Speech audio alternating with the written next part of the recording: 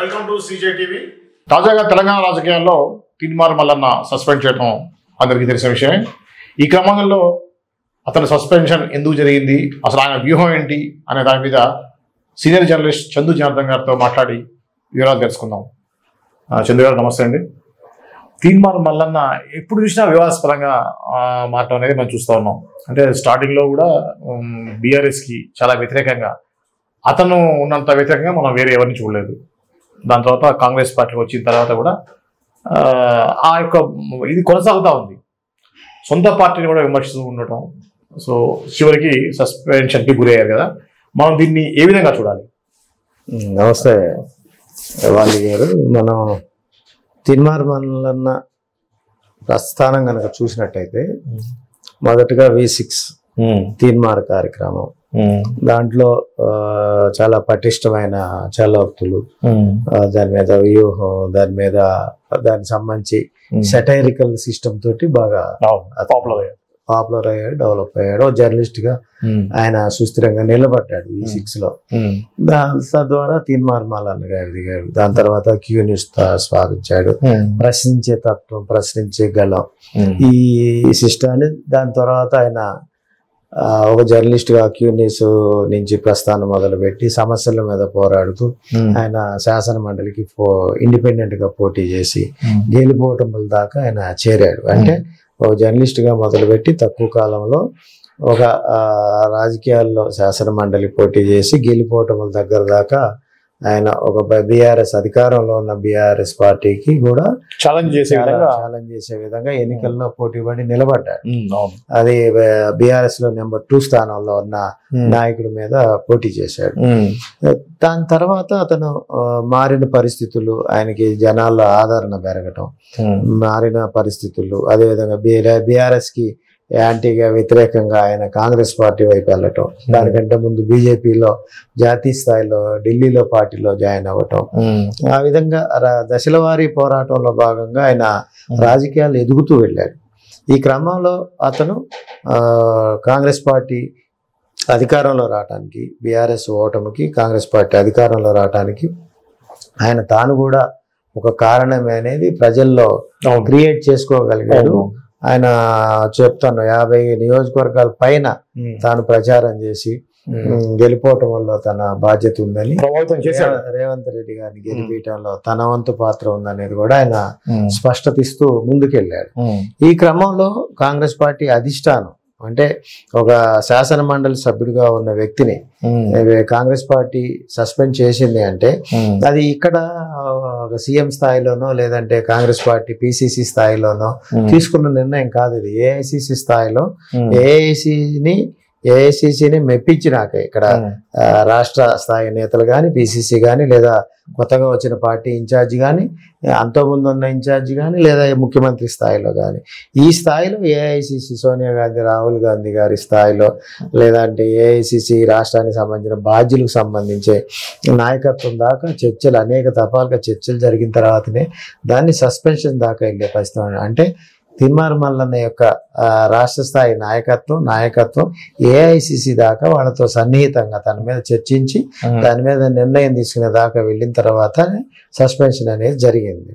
అయితే దీంట్లో ప్రధానమైన ఇబ్బంది ఒకటి ఉంది కాంగ్రెస్ పార్టీకి. ఎందుకంటే తీన్మార్ మల్లన్న తీసుకున్న స్లోగన్ BC విధానం, అది ఒకటి. రెండోదేమో యాంటీ రెడ్డిగా ఒక స్లోగన్ తీసుకోవటం. యాంటీ రెడ్డిగా తీసుకున్న స్లోగన్ అనేది అతనికి నష్టం కలిగించింది. పాజిటివ్ BC అది నేతగా BC వాదాన్ని పెంచుతూ రాబోయే కాలంలో BC ముఖ్యమంత్రి రాష్ట్రాన్ని పాలించాలని, తాను కాబోయే ముఖ్యమంత్రిని, అవసరమైతే ప్రధానమంత్రి కూడా అవుతాను అంటే ఒక పటిష్టమైన స్థాయిలో కాన్ఫిడెన్స్ పెంచే విధంగా ఆయన ప్రకటించుకుంటూ ముందుకు పోతా ఉన్నాడు. తన నాయకత్వాన్ని ఇనుమడింపజేస్తా ఉన్నాడు. BC స్లోగన్ని పెంచాడు. రాష్ట్ర స్థాయిలోనే కాకుండా 2 తెలుగు రాష్ట్రాల్లో కూడా ఈరోజు ప్రధానమైన కీలకమైన నాయకుడిగా తీన్మార్ మల్లన్న అనేది ఎదిగాడు. ఈ నేపథ్యంలో తీన్మార్ మల్లన్న మీద జరిగిన సస్పెన్షన్ అనేది కాంగ్రెస్ పార్టీకి నష్టంగానే భావించాలి. ఎందుకంటే చాలా మంది కాంగ్రెస్ పార్టీని విభేదించిన వాళ్ళు ఉన్నారు, చాలా మంది కాంగ్రెస్ పార్టీని నష్టపరిచే విధంగా వ్యాఖ్యలు చేసిన వాళ్ళు ఉన్నారు. తీర్మానం వలన కాంగ్రెస్ పార్టీని విమర్శించలేదు, ఎక్కడ కాంగ్రెస్ పార్టీ నాయకత్వాన్ని విమర్శించలేదు, ఏఐసిసిని విమర్శించలేదు, లేదా ఏఐసిసిలో ఉండే నాయకత్వాన్ని విమర్శించలేదు, లేదా ముఖ్యమంత్రి రేవంత్ రెడ్డి గారిని కూడా విమర్శించలేదు. ఆయన మంచి కానీ చెడు కానీ, అంటే అది ఏ విధంగా చూసుకున్నా, పాజిటివ్ నెగిటివ్ తీసుకున్నా, ఒక సామాజిక వర్గాన్ని అంటే అపహాస్యం చేసినట్టుగానో లేదంటే ఇబ్బంది కలిగించినట్టుగానో అగౌరవపరిచినట్టుగానో కొన్ని వ్యాఖ్యలు చేశాడు. ఆ వ్యాఖ్యలు కనుక చేయకుండా ఉన్నట్టయితే, వ్యక్తిగతంగా తీసుకున్నట్టయితే బాగుండేదనే చాలా మంది సూచనలు చేస్తా ఉన్నారు. అంటే ఒక రెడ్డి సామాజిక వర్గం మీద దూషించే వైపుగా వ్యాఖ్యలు చేశారు. ఎవరో ఒక వ్యక్తి చేసిన వ్యాఖ్యని ఎగ్జాంపుల్ గా తీసుకుంటూ రెడ్లను అందరికీ వర్తింపజేసే విధంగా, మనోభావాలు దెబ్బతినే విధంగా ప్రవర్తించాడు అనేది ఆ సామాజిక వర్గానికి సంబంధించిన ముఖ్య నేతలు చెప్పే అంశం. అయితే దాంట్లో సవరించుకోవాల్సిన అవసరం, అదే విధంగా సవరించుకునే సందర్భం కూడా ఉంది. తీర్మానం వేరే ఒక లైవ్ లో చెప్పుకుంటూ మొత్తంగా నేను కులాన్ని అనలేదు, తనకు సంబంధించి ఎవరైతే అన్నారో దూషించే విధంగా ప్రవర్తించాడో బీసీలకు సంబంధించి వాళ్ళని అన్నారన్నా కానీ అది రీచ్ అవ్వలేదు జనాలకి. దాన్ని జనాలకి రీచ్ అవ్వలేదు. రీచ్ అయ్యే విధంగా చెప్పుకోవాల్సిన బాధ్యత కూడా ఉంటుంది. ఎందుకంటే సామాజిక వర్గాన్ని దూషించకుండా నిజంగానే బీసీలకి నష్టం కలిపే నాయకత్వం ఉంది. ఇప్పుడు కులగణన సర్వేకి సంబంధించి జానారెడ్డి మీద కొన్ని వ్యాఖ్యలు చేస్తా ఉన్నాడు. కులగండ సర్వే పూర్తిగా తప్పుదోవ పట్టించి జానారెడ్డి అనే వ్యాఖ్యలు తీర్మానం చేశాడు. ఆ విధంగా ఫలానా వ్యక్తి ఫలానా బీసీ నాయకత్వాన్ని ఇబ్బంది కలిగిస్తా ఉన్నాడు, ఫలానా వ్యక్తి ఫలానా బీసీ నాయకత్వానికి అవరోధంగా ఉన్నాడంటే తప్పు లేదు. సామాజిక వర్గాన్ని చేయటం వల్ల ఆ సామాజిక వర్గం మీద దాడిగా అనేది సముచితం కాదు. ఇది కొంతమంది మేధావులు కూడా చెప్పే వ్యాఖ్య. ఈ రెండు సందర్భాలు గనక మనం పక్కన పెట్టినట్టయితే, ఒక బీసీ స్లోగన్తో ఓ బీసీ నాయకుడిగా సమాజంలో 50% పైన ఉన్న బీసీ వర్గాలను ఒక తాటి మీద తెచ్చి ఎస్సీ ఎస్టీలను కలుపుకుంటే రాజ్యాధికారం వారిదే అనేది మొదటి నుంచి చెప్పే నినాదం, అందరూ చెప్పే నినాదమేది. కానీ ఏ మేరకు అందరూ కలుస్తారు, ఏ మేరకు కలిసే పరిస్థితి ఉంటది? రాజ్యాధికారంలో ఉన్న పార్టీని, రాజ్యాధికారంలో ఉన్న కులాన్ని వదిలిపెట్టి బీసీ వర్గాల వైపు ప్రజలంతా వస్తారా? ఏ విధంగా తెచ్చుకోవాలి? దాంట్లో సెన్సిటివ్నెస్ ను పెంచుకునే విధంగా ఏ విధంగా వ్యూహంతో మల్లన్న వ్యవహరిస్తాడు, వ్యూహం ఏ విధంగా పోతాడు? నేను ఏంటంటే ఈ మధ్య కాలంలో అతను ఒక బీసీ నాయకత్వంతో ఒక పొలిటికల్ జేఏసీ లాగా ప్రకటించాలని, పొలిటికల్ జేఏసీగా ఆవిర్భం చేసే విధంగా కలవాలని, ఒక 150 జేఏసీ అంటే ముఖ్య నేతలు, అంటే వివిధ సంఘాల మేధావులతో కలిసి ఒక సమావేశం పెట్టి రాబోయే కాలంలో ఏ విధంగా ముందుకు పోవాలని ఒక ప్రణాళిక వ్యూహాలతో ఉన్నట్టుగా విన్నా నేను. దాంట్లో అంటే 150 వర్గాలకు సంబంధించి వివిధ రకాల కులాలు, మేధావులు, సంఘాలు, దాంట్లో ఉన్న ముఖ్యమైన మేధావి వర్గాలతోటి 150 మందితో సమావేశపరిచి వాళ్ళ నుంచి వచ్చే ప్రణాళికతోటి తాను ముందుకు పోయే విధంగా వాళ్ళందరినీ కలిపి ఒక జేఏసీగా ఆవిర్భంపజేసి, ఏదైతే తెలంగాణ విజయంలో పొలిటికల్ జేఏసీగా కోదండరామ్ గారి నాయకత్వంలో, విఠల్ నాయకత్వంలో ముందుకు పోయిందో ఆ విధానమైన ఒక జేఏసీ ద్వారా ముందుకు పోవాలి అనే ఆలోచనతో మల్లన్న ఉన్నాడు అనేది నేను వింటా ఉన్నా. మంచి వ్యూహం. అయితే పొలిటికల్ గా, రాజకీయంగా కాంగ్రెస్ పార్టీలో నుంచి అతన్ని సస్పెండ్ చేసే విధానాన్ని బీసీలు చాలా మంది తప్పుపడతా ఉన్నారు. అది కాంగ్రెస్ పార్టీకి నష్టం. అదే విధంగా ఒక బీసీ నాయకుడుగా ఎమర్జ్ అయిన పరిస్థితి, ఎమర్జ్ అవుతున్న పరిస్థితి. అదే విధంగా మున్నూరు కాపు వర్గాలు కూడా మల్లన్ని ఓన్ చేసుకుంటూ ముందుకు పోతున్న పరిస్థితి తెలంగాణ రాష్ట్రంలో, ఆంధ్రప్రదేశ్ లో కూడా కొనసాగుతా ఉంది. అంటే ఇప్పుడు మల్లన్న చేసిన వ్యాఖ్యలు సామాన్య ప్రజలు కొంతమంది ఏమంటారంటే, సస్పెండ్ చేసేదాకా యాంటీగా మాట్లాడుతూనే ఉన్నాడా, సస్పెండ్ మీరు చెయ్యండి, ఎందుకు చేయరు అనే విధంగా ఇతర వ్యాఖ్యలయ్యా అనేది. ఎందుకంటే ఇప్పుడు గవర్నమెంట్ ఇంకా 3.5 years ఉంటుంది. అలాంటి రూలింగ్ పార్టీలో ఉన్నటువంటి ఎమ్మెల్సీ వ్యక్తి ప్రభుత్వానికి వ్యతిరేకంగా, ప్రభుత్వం చేసినటువంటి చర్యలకు వ్యతిరేకంగా అంత ఘాటుగా విమర్శించడం ఏంటి? అంటే మీరు నన్ను పంపించండి మీరు అనే విధంగా ఆయన వ్యాఖ్యలు ఉన్నాయనేది కూడా సామాన్య ప్రజలు అనుకుంటారు. దాని మీద మీ కామెంట్ ఏంటి? అంటే సామాన్య ప్రజలు, కార్యకర్తలు అనుకున్నా ఆయన ఎక్కడ రేవంత్ రెడ్డి గారిని వ్యక్తిగతంగా దూషించడం గానీ, కాంగ్రెస్ పార్టీని వ్యక్తిగతంగా టార్గెట్, అంటే నువ్వు చేసిన పని బాలేదు అంటే నువ్వు బాలేదు అన్నట్టే కదా. అంటే ఆయన ఎక్కడా కూడా ఆయన చేసే విమర్శలు ముఖ్యమంత్రి గారు ని విమర్శించలా, ప్రభుత్వాన్ని తప్పు పట్టాడు. ముఖ్యమంత్రి గారిని తప్పుదో పట్టించారు.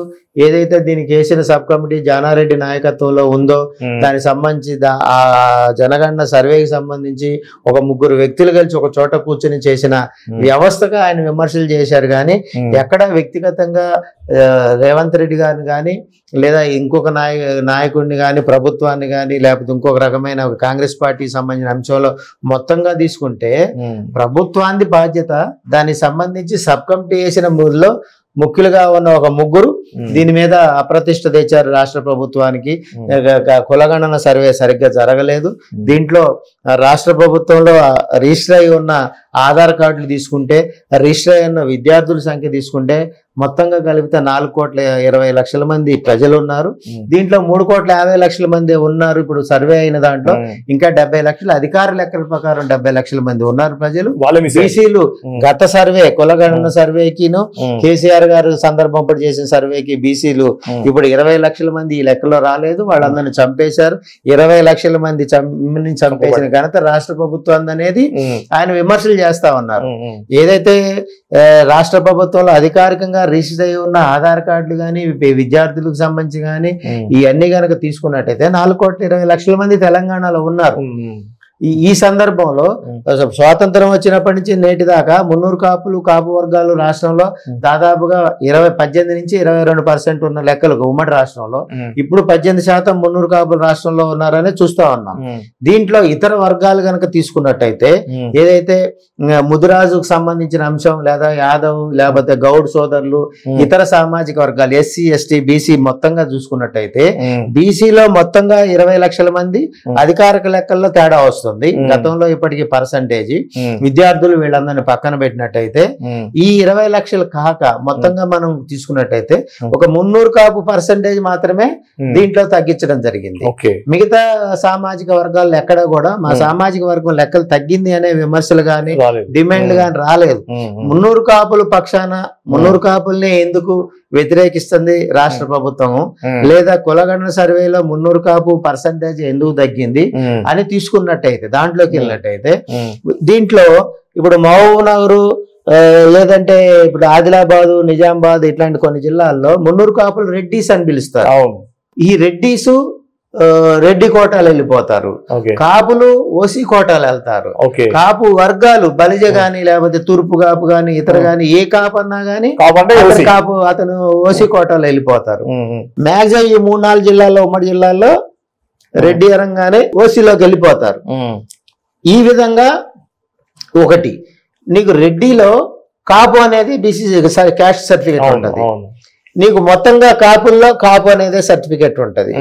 మొత్తంగా మొదటి నుంచి తెలంగాణ ఆంధ్ర ప్రాంతాల్లో గత 50 సంవత్సరాల క్రితం 60 సంవత్సరాల క్రితం గనక తీసుకున్నట్టయితే తెలగా పేరు మీద ఆ రోజు కుల సర్టిఫికెట్లు ఉంటాయి. ఈ విధానంలో మొత్తంగా 300 కాపు మొత్తం పాపులేషన్ దాదాపుగా 40 లక్షల మంది ఉండాల్సిన 300 కాపు పాపులేషన్ ఈ రోజు 13 లక్షలకే చేరింది అనేది ఓ ప్రధానమైన విమర్శ.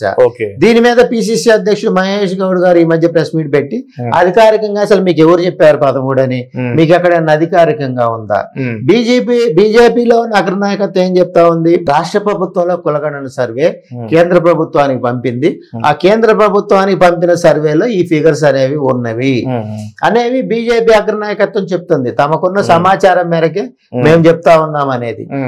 అది ఏదైతే రౌండ్ టేబుల్ సమావేశం సికింద్రాబాద్ లో జరిగిందో దాంట్లో సాక్షాత్తు కేంద్ర మంత్రి బండి సంజయ్ గారు, అదేవిధంగా కేంద్ర స్థాయి నాయకులు జాతీయ స్థాయి నాయకులు లక్ష్మణ్ గారు వీళ్ళు మాట్లాడుతూ వద్దిరాజు రవిచంద్ర ఎంపీ వీళ్ళు మాట్లాడుతూ చాలా స్పష్టంగా చెప్పారు దీని మీద ఈ ఫిగర్స్ తోటి కేంద్రానికి సమాచారం ఉంది కాబట్టి దీని మీద మనం ఆందోళన పడతా ఉన్నాం మొత్తం పూర్తి స్థాయిలో.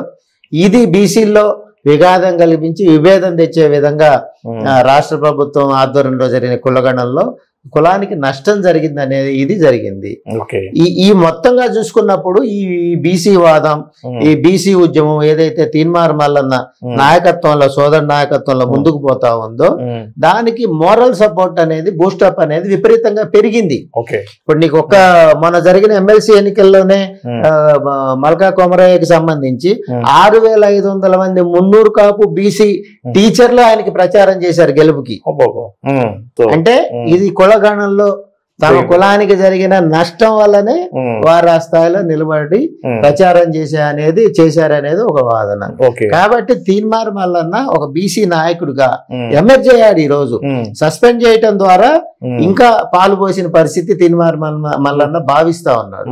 కాబట్టి అదే విధంగా ఇప్పటిదాకా గత 40 సంవత్సరాలుగా బీసీ వాదం కోసం ఉద్యమం చేసిన ఆర్కృష్ణ కూడా మేము ఇప్పటిదాకా చేశాము, రాబోయే కాలంలో మల్లన్న చేస్తాడని బీసీ సభ ఏదైతే వరంగల్లో జరిగిందో దాంట్లో సాక్షాత్తు ఆర్కృష్ణ ప్రకటించాడు. గుర్తొచ్చే పేరు ఆర్కృష్ణ. ఇప్పుడు ఇప్పటిదాకా నేను చేశాను, ఇక నుంచి మల్లన్న చేస్తాడని వారసత్వ నాయకత్వం కూడా ఆ రోజు ప్రకటించాడు. ఇదంతా కూడా తీన్మార్ మల్లన్నకి శుభదాయకంగా భావించాల్సిన అవసరం ఉంది. ఆయన అనుకున్నట్టుగా పటిష్టంగా రాబోయే సీఎం గాని, అవసరమైతే పిఎం గాని, ఏదైనా గాని మంచి భవిష్యత్తు ఉంటుందని భావించాలి. Okay, thank you. ఇది అండి తీన్మార్ మల్లన్న తీసుకున్నటువంటి ఏదైతే రాజకీయ స్టెప్ అయితే ఉందో, అదేవిధంగా కాంగ్రెస్ సస్పెన్షన్ గురి కావడం ఉందో అతని మంచిగా అని చెప్తున్నారు చందు జనార్దన్ గారు. మరో అంశంతో మళ్ళీ కలుద్దాం. అంతవరకు చూస్తూనే ఉండండి CJ TV.